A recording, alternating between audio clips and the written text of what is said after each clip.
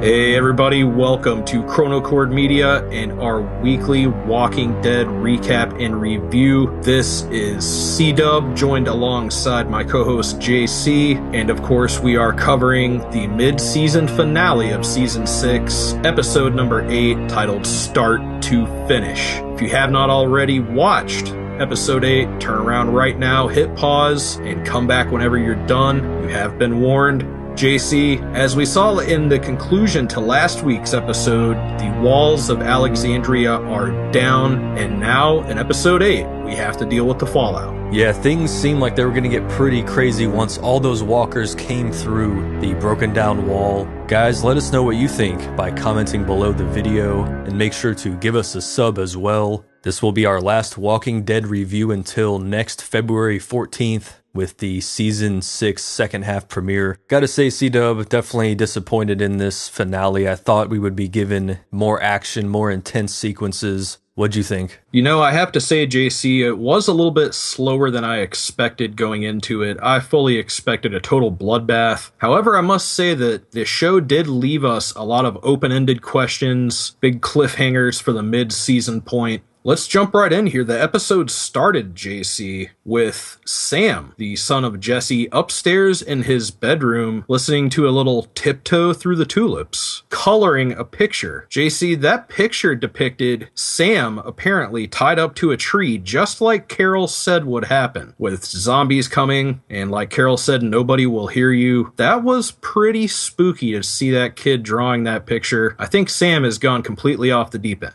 What really grabbed my attention was that line of ants coming down the wall, and they were just attacking that cookie, and it's very symbolic of the walkers coming in through that broken wall and infiltrating the safe zone, and that's pretty much what we see after the credits there. And Rick is yelling to everyone, run to your house, and Morgan and Carol escape into the building where the wolf is being held. Rick saves Deanna, but she has a cut on her leg, C-Dub. Didn't look too bad at first. And Maggie barely escaped up that ladder to the top, to the watchtower. Maggie, although she is pregnant, she's still pretty tough. And she's also a hell of a shot. As we saw, she shot her way up there to that ladder, and even though it got knocked down, she made it to safety. Man, this was just a complete scramble for everybody. Once that herd came in, as you kind of figure, everybody scatters to their own method of survival and kind of hunkers down. I thought it was very smart of the people in Alexandria and Rick's group to go ahead and barricade the doors, be quiet, get inside, and don't draw attention. That was probably the best thing they could have done in this situation.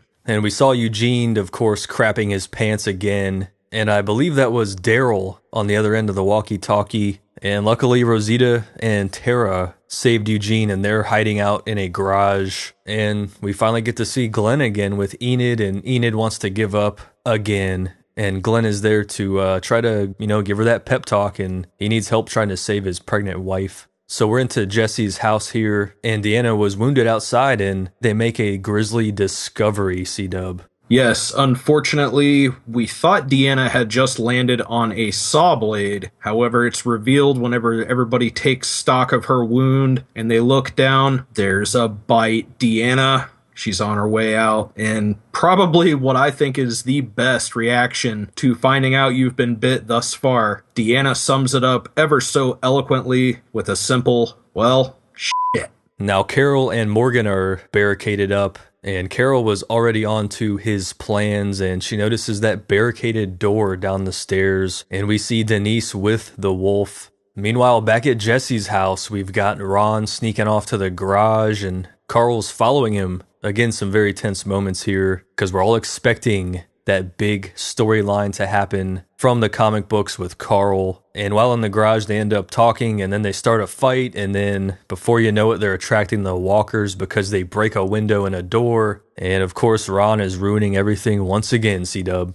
Yeah, JC, Ron brandishing that gun and trying to take on Carl in the garage. What a coward, man. He has, just like his little brother, has gone completely off the deep end since his father's death. He accuses Carl of basically saying that his dad is a killer and he's going to get everybody killed and we're all dead. I was very, very surprised to see once everybody came in through that door, Rick and Jesse busted through that locked door. And just at that moment, we see that the walkers have come into the garage and everybody scrambles into the house. And while Rick and the others, Carl and everybody, Gabriel, are trying to hold a couch in front of the door leading to the garage from inside the house, Rick asks Carl what the hell was going on out there, and Carl actually covers for Ron, trying to say that they weren't fighting, nothing was going on. Yeah, I was shocked by Ron being covered for by Carl there, but I guess maybe that's because Ron actually gave up the gun to Carl in the garage. And it was during these moments that I felt like the writers of the show were kind of just leading us on, building up to that moment that we mentioned that happens in the comic books. And luckily it never happened yet. But they did a good job of leaving the bait for the viewer. Now, what the hell was Deanna doing crawling over to the baby crib? You were thinking, I think everyone was thinking, at this point in the show she had already turned, but she had not, and the baby was safe. But that's a good way to get yourself killed, especially when you've already been bit. Yeah, JC, that was pretty hilarious to see Rick peer in through that door around the corner with Deanna leaning over Judith's little crib and thinking the worst. Oh no, I gotta take her out. Deanna says, "It's me, I'm still here, I'm still here, I'm still alive." That was so hilarious and kind of relieving, I won't even lie. I was glad to see that she was still there. Deanna, wow, got a lot of fighting spirit left in her despite being infected with that bite.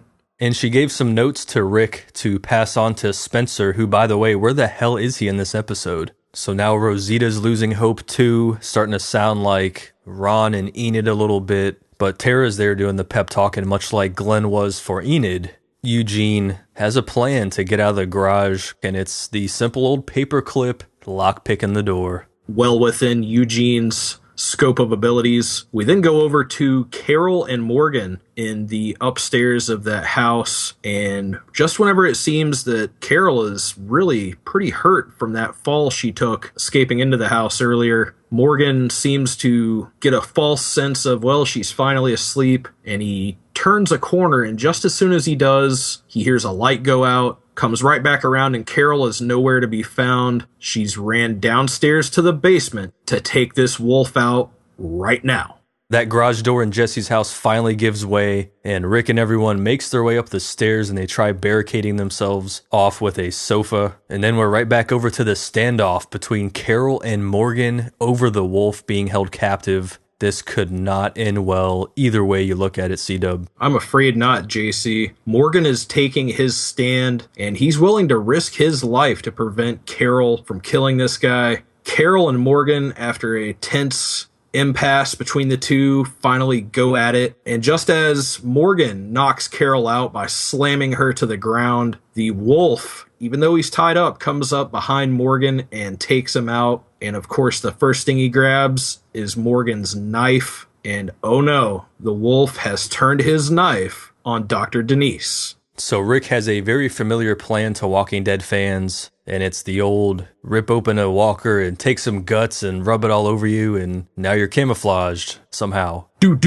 you have it? Guts! And they're going to make their way over to the armory and get all that weaponry so they can fight back against this giant group of biters. And now, C-Dub, it's our sad and long farewell to Deanna. She was a great character on The Walking Dead, kinda. Never felt like she really fit in with the climate of the world, and she didn't really seem to come around until the end. Unfortunately, it was too late for her.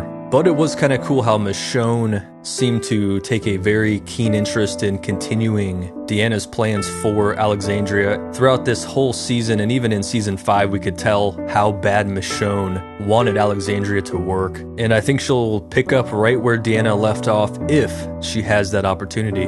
Deanna went out with a ton of fighting spirit here. There's always that moment between characters, whether it's way before they die or just before they die, where they kind of have something that they give to someone. We saw it with Herschel and Glenn with the watch. And I believe that by Deanna giving these plans to Michonne and having that little heart-to-heart talk, and also expressing the thought that she had full control over her life from start to finish, title of the episode, including the fact that Deanna said she would take her own self out of the game whenever it's time. But JC, that wasn't exactly how it worked out.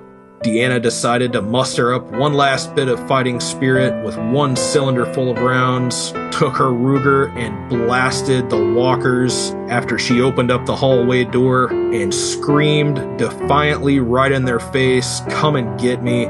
So awesome. R.I.P. Deanna. Gonna miss you, baby.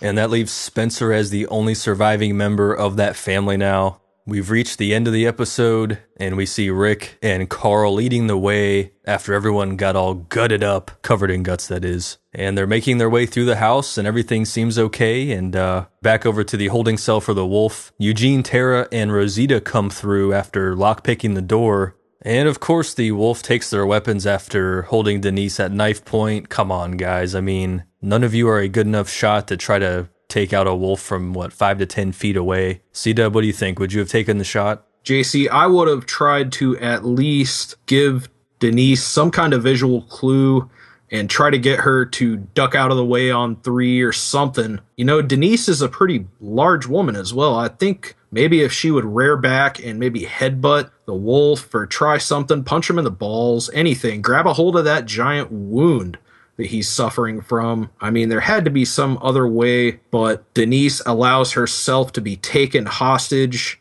The wolf takes the guns of Tara and Rosita, takes Eugene's machete, and walks out, despite their pleas, telling them, "You'll die, it's only a matter of time." The wolf, carrying away his captive hostage, says, "We'll find out." We do get a quick glimpse of Glenn, and he sees Maggie on top of the watch post. So you know that's going to be his first priority, trying to rescue her. And the last scene, we see Rick and Jesse and Carl and Ron and Sam and the whole gang making their way through the crowd of zombies. And then Sam starts to freak out again, I think. He starts yelling, "Mom, Mom, Mom," and he might end up blowing their cover.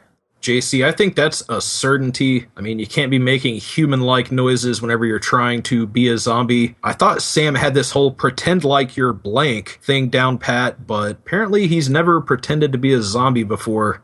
One of the biggest questions left wide open for the mid-season point here: what happens to the gang who is zombie walking, covered in guts, their way through the herd? Where the heck is Spencer?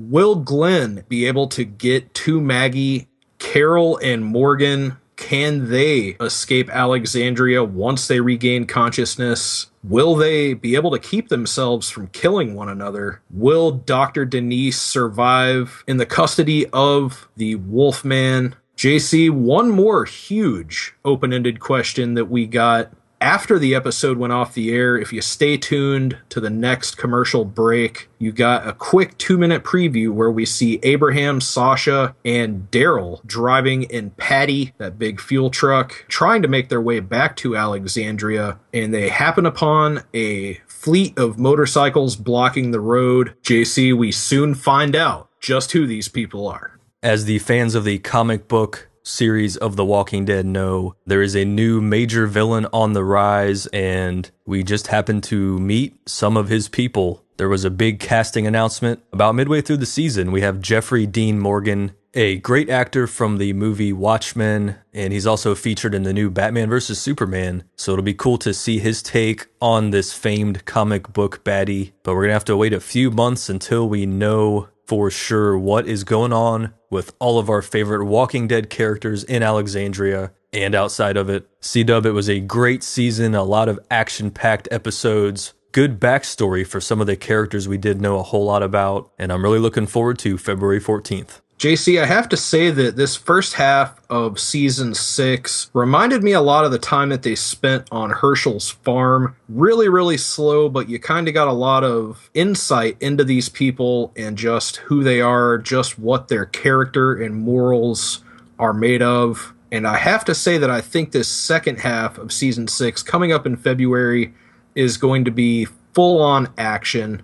Folks, don't forget that during this mid-season break, we are going to be bringing you some more Walking Dead content. So just because the show is over for a few months, be sure to tune in to us and we will keep you on top of your Walking Dead fix. We want to send a special thanks out to everybody who's been watching these weekly recaps. From us to you, we appreciate you guys tuning in, and we can't wait, just like you, for the second half of season 6. Please, in the comments below, drop us a line and let us know what you think is going to happen with all of these open-ended questions we have going in to the second half of season 6 in February. If you have not already, please subscribe, tell a friend about our weekly Walking Dead recaps, and make sure to stay tuned to Chronocord Media for all of our Walking Dead coverage. For my co-host JC, this is C-Dub, R.I.P. Deanna. Love you, baby.